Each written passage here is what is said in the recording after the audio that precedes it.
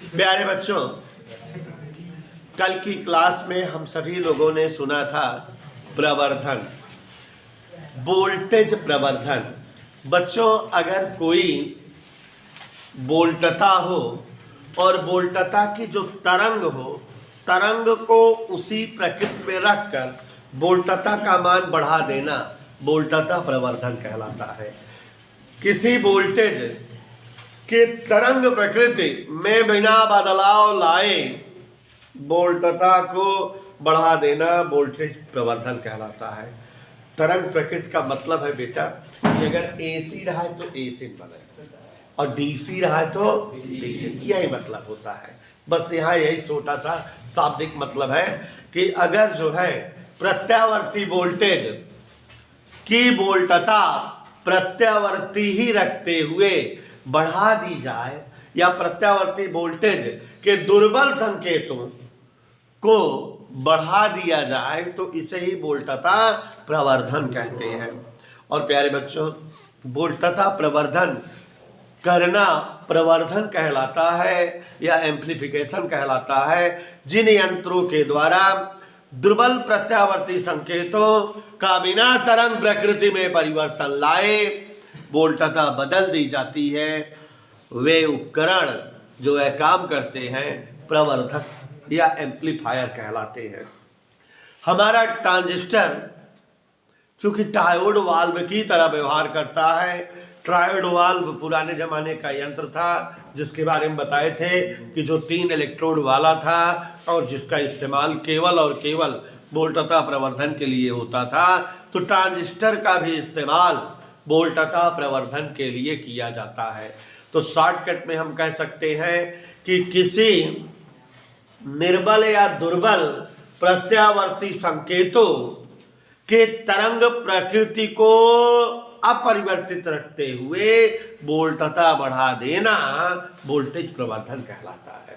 Okay बेटा, जिन यंत्रों के द्वारा वोल्टेज का प्रवर्धन किया जाए वे यंत्र प्रवर्धक कहलाते हैं। और प्यारे बच्चों, वोल्टेज का प्रवर्धन करने के लिए जिस यंत्र का इस्तेमाल कर रहे हैं वो हमारे लेसन में है ट्रांजिस्टर। ट्रांजिस्टर मगर 2 परिपथों के बीच 3 तरह से इस्तेमाल किया जा सकता है।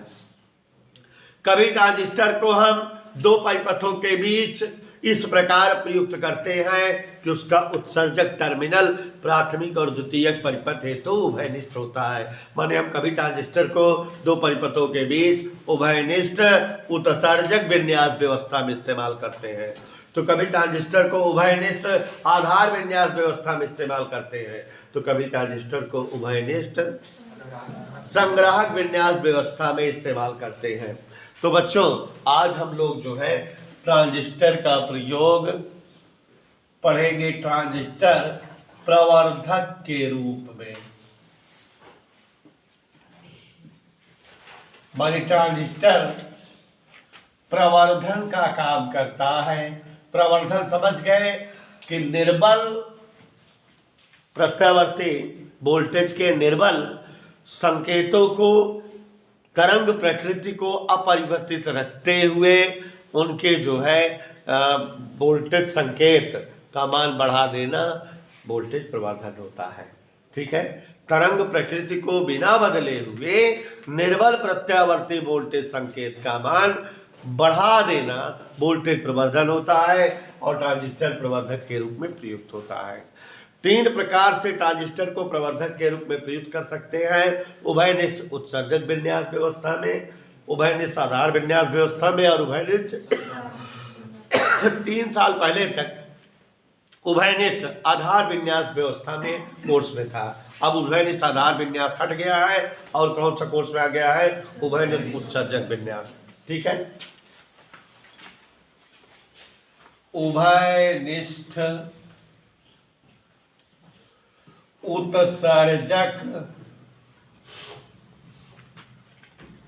प्रवर्धक के रूप में ट्रांजिस्टर का प्रयोग किस रूप में कर रहे हैं बेटा? उभयनिष्ठ उत्सर्जक और बच्चों अगर फिगर बन जाए आपसे, वही फिगर का वर्णन कर दीजिए, दैट्स इट। 6 नंबर या 6.5 नंबर का क्वेश्चन एग्जाम में पूछा जाता है। और हमारे कोर्स में केवल एक ही उत्सर्जक, एक ही प्रवर्धक है, उभयनिष्ठ उत्सर्जक प्रवर्धक। और एक में 2 हो जाएगा, PNP transistor, NPN transistor. PNP का वर्णन करे रहोगे तो एनपीएन का कर लोगे। तो देखो जरा, यहाँ पीएनपी ट्रांजिस्टर का वर्णन करने जा रहे हैं। कौन से ट्रांजिस्टर का बेटा?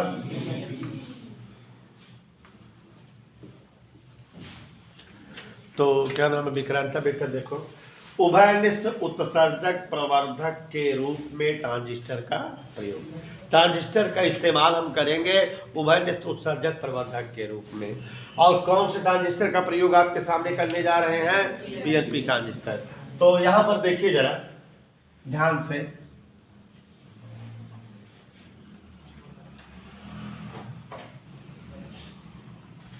ट्रांजिस्टर का प्रतीकात्मक चित्र बनाए। लेकिन ट्रांजिस्टर हमारा उभयनिष्ठ उत्सर्जक प्रवर्धक, common emitter amplifier, CEA। Course में उभयनिष्ठ उत्सर्जक प्रवर्धक है ही। कौन सा कोर्स में नहीं है? आधार और संग्राहक नहीं है। आधार पहले रहता था, अब उत्सर्जक है। तो यहाँ बेटा हमको ट्रांजिस्टर बनाना है, लेकिन उभयनिष्ठ उत्सर्जक विन्यास व्यवस्था बनाना है। माने इसका उत्सर्जक टर्मिनल प्राथमिक और द्वितीयक, निवेशी और निर्गत परिपथ के मध्य उभयनिष्ठ रहे। तो देखो बेटा, यहाँ ट्रांजिस्टर बनाए, ट्रांजिस्टर ये इस तरह से, इसका ये उत्सर्जक टर्मिनल है। कौन सा टर्मिनल है बेटा? और अब ये जान रहे हो संग्राहक टर्मिनल। आधार हमेशा प्लेट की ओर होता है, ये जो है, ठीक है। और इन दोनों के बीच जो है इस तरह से बेटा हम लोग जो है प्राथमिक परिपथ सेटअप करेंगे। कौन सा परिपथ सेटअप करेंगे?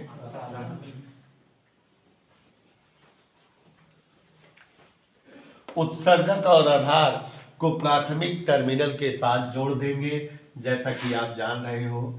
और बच्चों यह भी जान रहे हो कि संग्राहक और उत्सर्जक को आउटपुट परिपथ के साथ जोड़ेंगे। तो आउटपुट परिपथ बनाने का मतलब है बेटा, यहां पर एक लोड प्रतिरोध जोड़ देंगे और इस लोड प्रतिरोध के सिरों की जो वोल्टता होगी वही जो है हमारी आउटपुट वोल्टता होगी। कौन सी वोल्टता होगी बेटा? आउटपुट वोल्टता। ये VO होगी, आउटपुट वोल्टता। निर्गत परिपथ संग्राहक और उत्सर्जक के मध्य जुड़ा है। निवेशी परिपथ आधार और उत्सर्जक के मध्य। निवेशी और निर्गत परिपथों के बीच उत्सर्जक वाला टर्मिनल उभयनिष्ठ है। चित्र समझ में आ रहा है बेटा? यहां इन दोनों के बीच के वोल्टता VC और E, VCE कहलाती है। और बच्चों यहां की वोल्टता VBE, आधार और उत्सर्जक वोल्टता। कोई डाउट बेटा? यहां बैटरी लगेगी VCC, नाम लिख दे रहे हैं, संग्राहक बैटरी। और यहां बैटरी लगेगी VBE, आधार उत्सर्जक वाली बैटरी। अब अगर PNP ट्रांजिस्टर है तो PNP ट्रांजिस्टर जान रहे हो, उत्सर्जक और आधार अग्रविनति पर, और आधार और संग्राहक यहाँ पर जो है पश्चाविनति पर। उधर पश्चाविनति सेट करेंगे और यहाँ अग्रविनति। इधर क्लियर? तो फिगर देखते जाइए बेटा, फिगर में ही सारा डिस्क्रिप्शन है। यहाँ पर जो है निवेशी वोल्टता है ये ऐसे V इनपुट, और वहां पर क्या मिलेगी? आउटपुट। और वो जो आउटपुट मिलेगी इसके संकेत यही रहेंगे, तरंग प्रकृति नहीं बदलेगी, लेकिन जो है संकेत सिग्नल बढ़ जाएंगे। यही रहेगा ना बेटा? तो अब आप समझ गए बेटा, प्रत्यावर्ती धारा के निर्गत निर्भर वोल्टेज प्रत्यावर्ती धारा के कमजोर वोल्टेज, दुर्बल वोल्टेज को बिना उसकी तरंग प्रकृति में बदलाव लाए बढ़ा देना प्रवर्धक कहलाता है। माने हम एसी को एसी में ही बदलें, तरंग प्रकृति ना बदलने का मतलब यही है, लेकिन बढ़ी हुई एसी में। डीसी को डीसी में बदलें, लेकिन बढ़ी हुई डीसी में वोल्टेज बढ़ाते। तो प्रत्यावर्ती धारा के निर्बल वोल्टेज या निर्बल संकेतों को बिना तरंग प्रकृति बदले बढ़ा देना वोल्टेज प्रवर्धन कहलाता है। इस प्रक्रिया में प्रयुक्त उपकरण क्या कहलाते हैं? प्रवर्धक। ट्रांजिस्टर हमारा वोल्टेज प्रवर्धक के रूप में प्रयुक्त होता है, लेकिन बच्चों ट्रांजिस्टर 3 विन्यासों में होता है, तो इसलिए ट्रांजिस्टर उभयनिष्ठ उत्सर्जक विन्यास व्यवस्था में प्रवर्धक के रूप में इस्तेमाल होता है। ट्रांजिस्टर उभयनिष्ठ आधार और उभयनिष्ठ संग्राहक विन्यास व्यवस्था में इस्तेमाल होता है प्रवर्धक के रूप में। लेकिन हमारे कोर्स में मीना जी खासियत है कि हमको काफ़ी हेडिंगों से बचाव हो गया। उभयनिष्ठ उत्सर्जक प्रवर्धक ही कोर्स में है।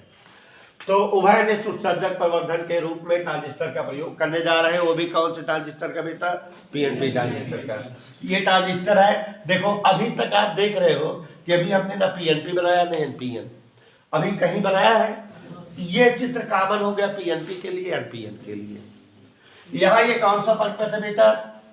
निवेशी परिपथ। वोल्टेज निवेशी है और ये निवेशी परिपथ है। वह परिपथ जिसका जो है वोल्टता बदलनी है। आउटपुट वोल्टेज है, निर्गत परिपथ है। यहाँ बदली हुई वोल्टता प्राप्त होगी इस लोड प्रतिरोध के सिरों पर। ये क्या है? लोड प्रतिरोध है। इतना चित्र सब में बनाना पड़ेगा, ठीक है ना? इतना चित्र बेटा उभयनिष्ठ उत्सर्जक विन्यास में पीएनपी में भी बनाना पड़ेगा और एनपीएन में। क्या किए देखो, एक ट्रांजिस्टर है, ट्रांजिस्टर को इस प्रकार निवेशी और निर्गत परिपथ के मध्य समायोजित करते हैं कि ट्रांजिस्टर का उत्सर्जक टर्मिनल निवेशी और निर्गत परिपथों के मध्य उभयनिष्ठ रहे। लिखा भी है, ऐसे लिखे में भी कि जो है उभयनिष्ठ उत्सर्जक प्रवर्धक के रूप में जब ट्रांजिस्टर का प्रयोग किया जाता है तो ट्रांजिस्टर के उत्सर्जक टर्मिनल को निवेशी परिपथ और निर्गत परिपथ के मध्य क्या किया जाता है? उभयनिष्ठ। समझ आया? ये हमारा बेटा क्या है? निवेशी परिपथ। इसको हम ट्रांजिस्टर के आधार और उत्सर्जक के मध्य समायोजित करते हैं। और ये निर्गत परिपथ है, लोड प्रतिरोध के रूप में जो निर्गत परिपथ होता है उसे हम ट्रांजिस्टर के संग्राहक और उत्सर्जक के मध्य समायोजित करते हैं। इस प्रकार हमारे निर्गत परिपथ और निवेशी परिपथ के मध्य उत्सर्जक टर्मिनल जो है उभयनिष्ठ हो जाता है। इधर क्लियर बेटा? समझ आया बेटा? अब यहाँ पर ध्यान दीजिए, पीएनपी और एनपीएन की कहानी। अगर ये पीएनपी रहे, माने पीएनपी ट्रांजिस्टर का अगर वर्णन करना है तो पीएनपी में आपको पता है धारा प्रवाह कैसे होता है। धारा जो है ट्रांजिस्टर में अंदर की ओर प्रवेश करती है, माने यहाँ तीर ऐसे बनेगा, मतलब ये आई धारा इस प्रकार रहेगी। आई अंदर आने वाली धारा रहती है, शेष धाराएं बाहर निकलने वाली रहती है। याद आ गया? तो ये धारा का चिन्ह तुरंत तीर बना दिए, चेक कर दिए। आई ई, आई बी, आई सी। आई ई अंदर जा रहे, आई बी और आई सी बाहर निकलेंगी। अगर आई ई बाहर आती तो ये दोनों अंदर जाती रहती। ये तो क्लियर हो गया? माने यहाँ तीर धारा का बन गया कि नहीं बेटा? यहाँ क्लियर? अब यहाँ पर जो है अभिनति बैटरी सेट करें। अभिनति सेट करने का मतलब है बेटा उत्सर्जक और आधार कैसे होते हैं? अग्रभिनति पर। पीएनपी ट्रांजिस्टर माने उत्सर्जक पी टाइप है। पी टाइप वाला बैटरी के ध्यान दूर से जोड़ना चाहिए।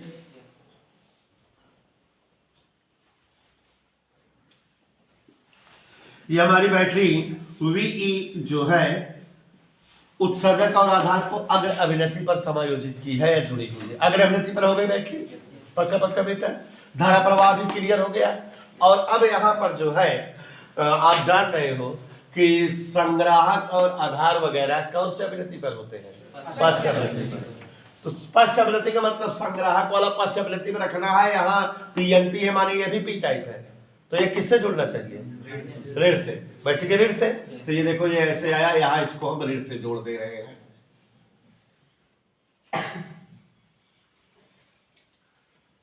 इधर क्लियर? किससे जोड़ दिए बेटा? ये जो है बैटरी VCC है। C और E के बीच का वोल्टेज VCE है। चित्र समझ में आया। और ये बच्चों हमारे जो है ट्रांजिस्टर उभयनिष्ठ उत्सर्जक प्रवर्धक के रूप में ये चित्र हो गया। पूरा चित्र बन गया। आप इसी तरह से फिगर बनाओगे, फिगर एकदम क्लियर हो जानी चाहिए, कहीं किसी को असुविधा नहीं चाहिए, तीर वगैरह सब जो है इधर उधर असुविधा। यदि किसी ट्रांजिस्टर के द्वारा प्रत्यावर्ती धारा की तरंग प्रकृति को बिना बदले निर्बल वोल्टता को बढ़ाया जाए तो इसे ट्रांजिस्टर का प्रवर्धक के रूप में उपयोग कहते हैं। और अगर किसी ट्रांजिस्टर को वोल्टेज प्रवर्धक के रूप में प्रयुक्त करने के दौरान ट्रांजिस्टर के उत्सर्जक टर्मिनल को निवेशी और निर्गत परिपथों के मध्य उभयनिष्ठ रखा जाए तो इसे ही हम उभयनिष्ठ उत्सर्जक प्रवर्धक कहा करते हैं। पीएनपी और एनपीएन दो प्रकार के ट्रांजिस्टरों को उभयनिष्ठ उत्सर्जक प्रवर्धक के रूप में प्रयुक्त करते हैं।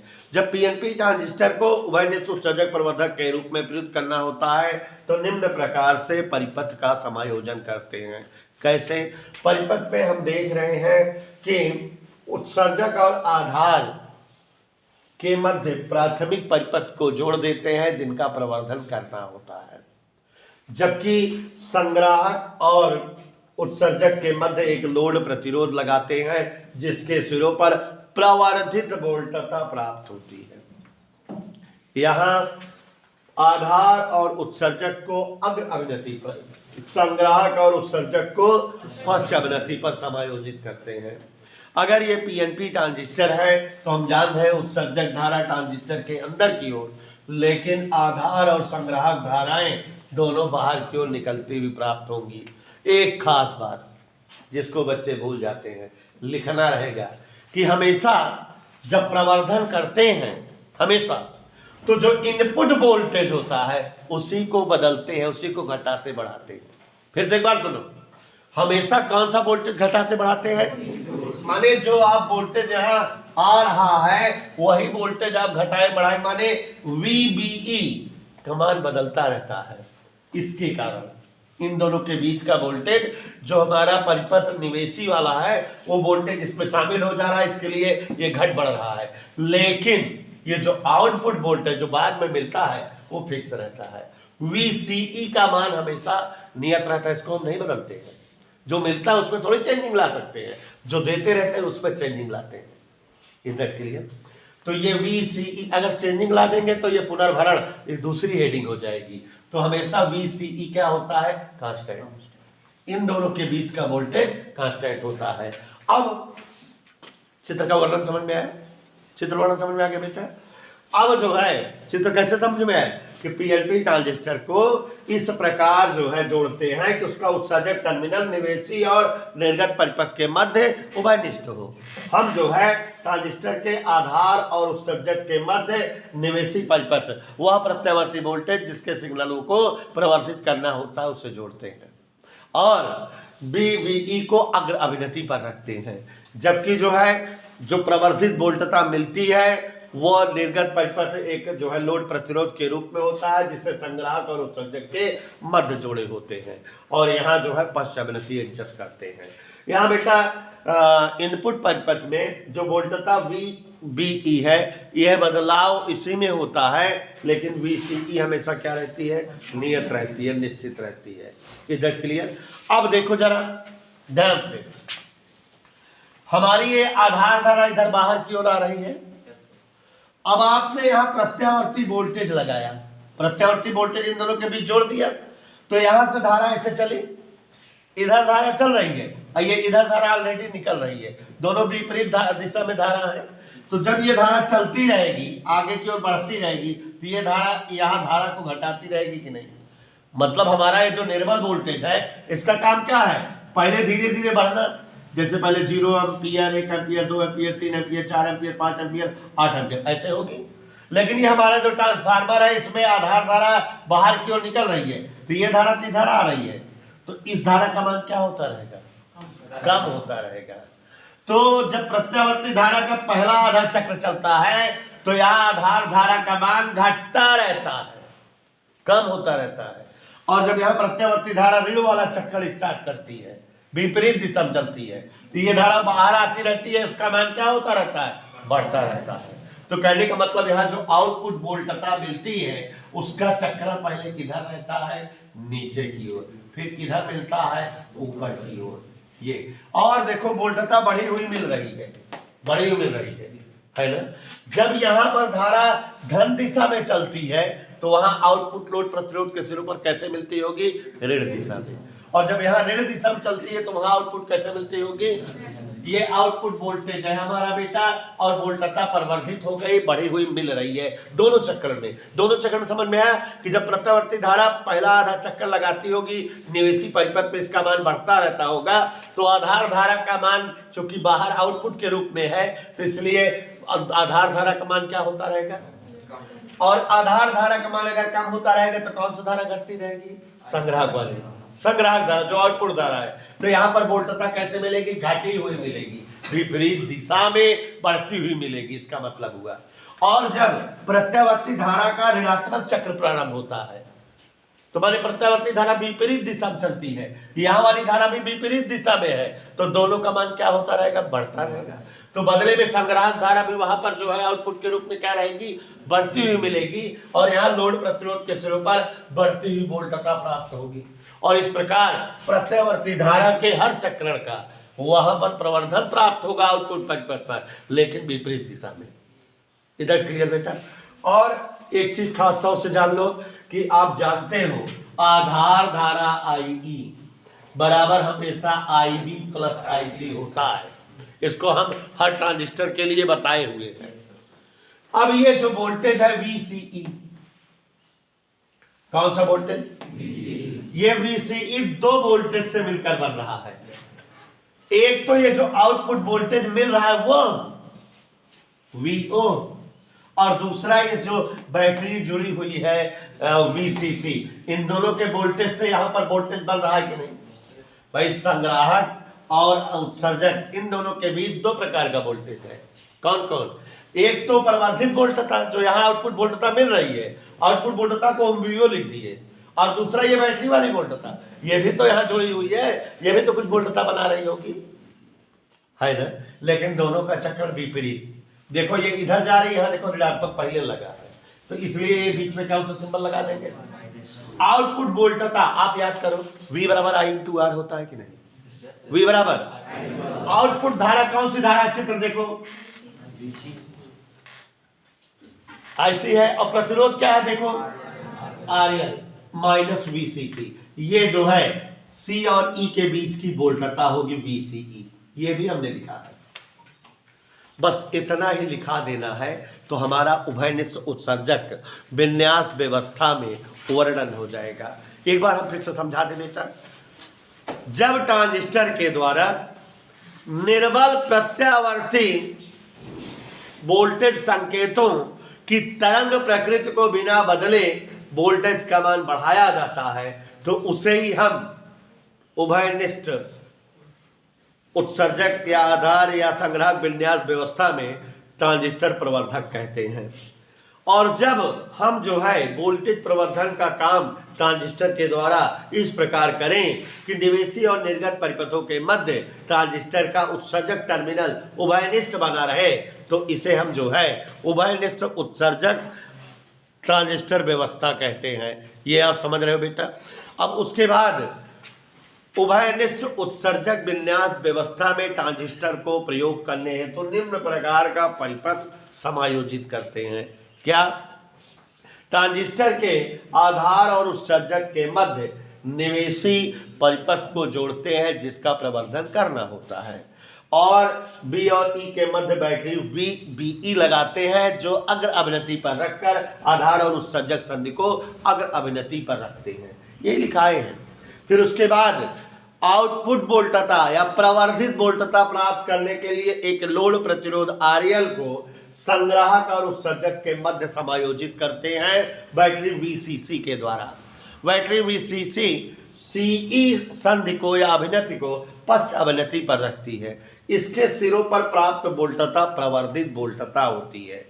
यहाँ पर IE धारा उत्सर्जक धारा ट्रांजिस्टर में प्रवेश करती है, आईबी और आईसी के रूप में प्राप्त होती है, आउटपुट धाराओं के रूप में।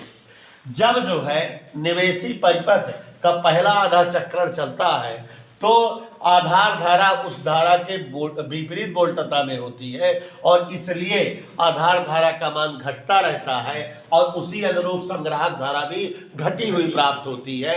लोड प्रतिरोध के सिरों पर विपरीत दिशा में वोल्टता बढ़ती हुई माने घटती हुई प्राप्त हो रही है। अगर हम वोल्टता घटती हुई कह रहे हैं तो इसका मतलब विपरीत दिशा में बढ़ती हुई, यही चीज तो कह रहे हैं।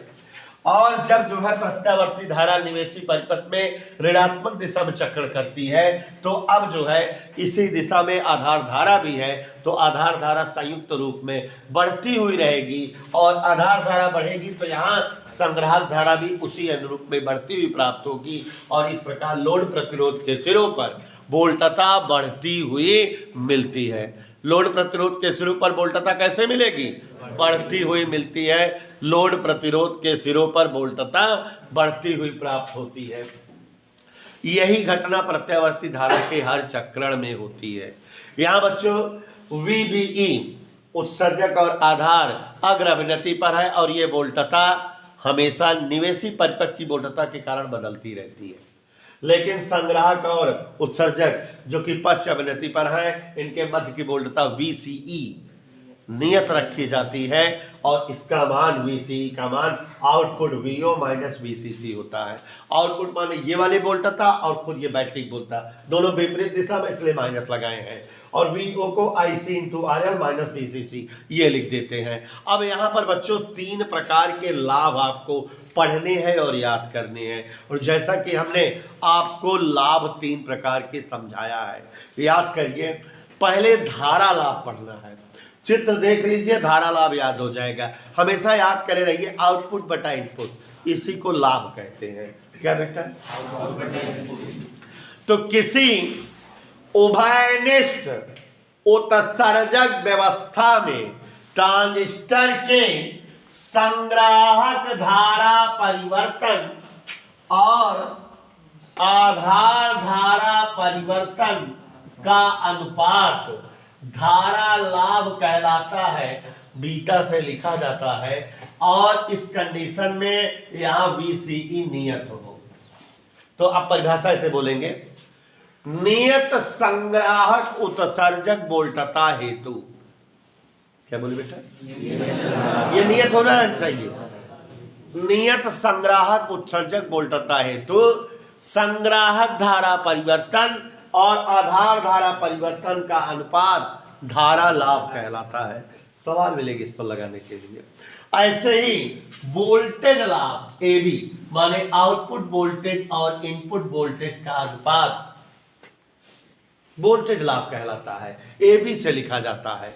अब आउटपुट वोल्टेज चित्र में देखो, आउटपुट वोल्टेज V बराबर I इंटू R, तो आउटपुट धारा बोले तो IC, आउटपुट प्रतिरोध बोले तो RL और इनपुट वोल्टेज इनपुट धारा देख के बताओ IB और इनपुट प्रतिरोध मींस RI इनपुट प्रतिरोध।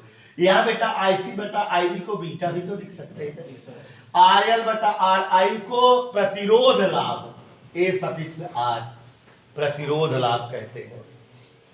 तो ये धारा लाभ है और ये यहां से कौन सा लाभ मिल रहा है? और एक लाभ पूछा जाता है शक्ति लाभ। कौन सा लाभ बेटा? शक्ति लाभ। तो शक्ति लाभ मतलब PV शक्ति लाभ। देखो A सफिक्स P शक्ति लाभ, ठीक। तो आप समझ रहे हो, निर्गत शक्ति आउटपुट शक्ति और निवेशी शक्ति का अनुपात शक्ति लाभ कहलाएगा। माने निर्गत शक्ति PO निवेशी शक्ति PI।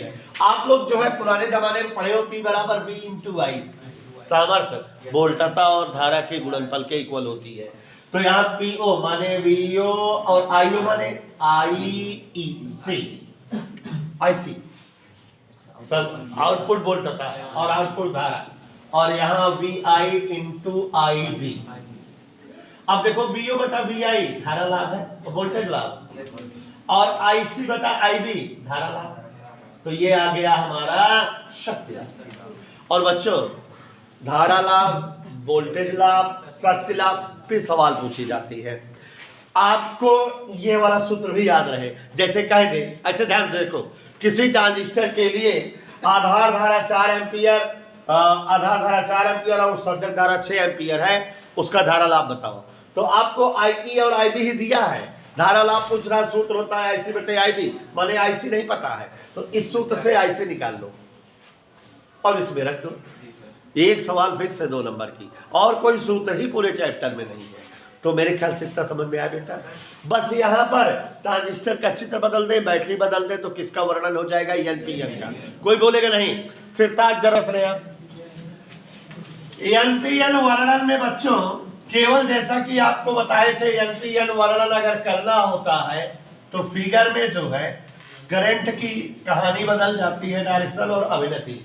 देखिए इधर NPN व्यवस्था अगर हो, कौन सी व्यवस्था हो, NPN, दूसरा पार्ट, तो NPN ट्रांजिस्टर, इधर देखिए जरा, NPN ट्रांजिस्टर, NPN में याद करिए आधार उत्सर्जक धारा बाहर निकलती है और आधार और संग्राहक धारा अंदर एंट्री करती है।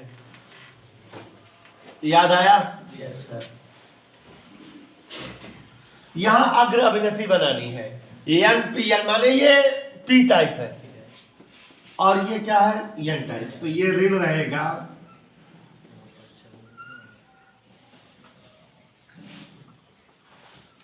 इधर क्लियर।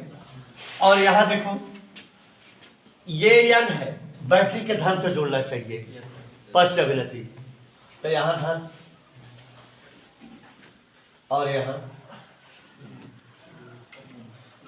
ये कौन सी बैटरी है, VCC, और कोई भी जो है चेंजिंग नहीं है, इधर क्लियर। और बच्चों मेरी उम्मीद है कि आप लोग जो है NPN ट्रांजिस्टर का पूरी तरह से वर्णन पूरा सेम टू सेम उतार देना, चित्र ही बदल कर, ये सब भी वही रहेगा, कोई बदलाव नहीं। बस बदलाव कहाँ है, बैटरी और धारा प्रवाह की दिशा में, वर्णन भी पूरा वही है बेटा। तो चित्र बना लो, तो आप कर लोगे इसको, चित्र बना लो तो जल्दी से हेडिंग डाल दो, धारा लाभ, ट्रांजिस्टर प्रवर्धक के लाभ, जल्दी जल्दी चित्र बनाओ, चित्र बनाओ बेटा।